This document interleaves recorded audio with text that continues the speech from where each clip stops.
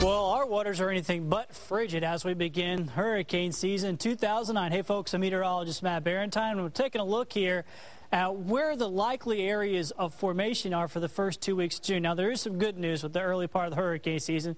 First off, we don't typically have a whole lot of storms at this time, about one every other year. But when we do have them, the favorite areas, well, is our area, because you can see that right here in the northwestern part of the Caribbean through much of the Gulf of Mexico, and then the favored tracks take them up to the north and bend them off to the right, so that puts us right in the middle of that. So we could see storms in the early part of June. We've seen them before.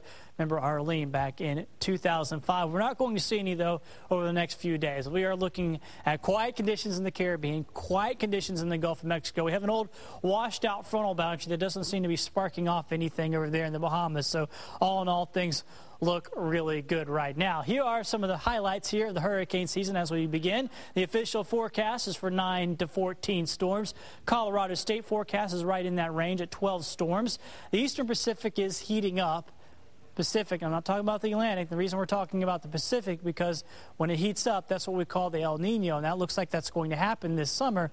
And when we have El Nino conditions, that usually suppresses hurricane season. We've seen that before. Since 1995, there have been 4 El Nino years, and we've had fewer named storms, fewer hurricanes, and fewer major hurricanes during those years. La Nina, which is the exact opposite, there are more storms and more hurricanes.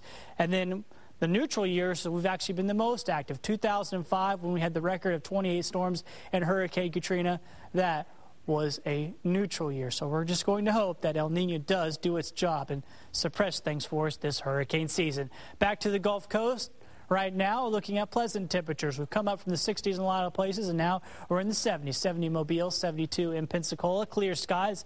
Plenty of sunshine here as we go through our Monday, and our Monday is going to be very similar to what we had over the weekend. Temperatures are going to heat up very fast into the lower 90s. Then as we go through the week, we'll start bringing more humidity back into the area, and eventually it'll bring some showers and thunderstorms by the middle and end of the week.